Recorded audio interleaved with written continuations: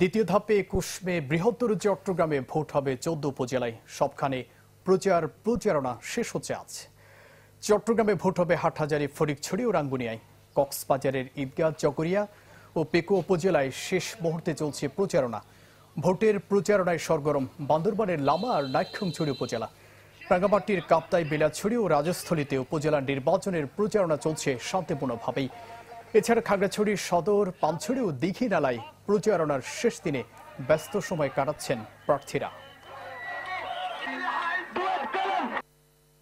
খাগড়াছড়ি পৌর এলাকার ভেতর ৬টি কেন্দ্রে একটু গোলযোগ সৃষ্টি করে ভোটের প্রক্রিয়াটাকে একটু বাধাগ্রস্ত করার জন্য একটি মহল তৎপরতা চালাচ্ছে।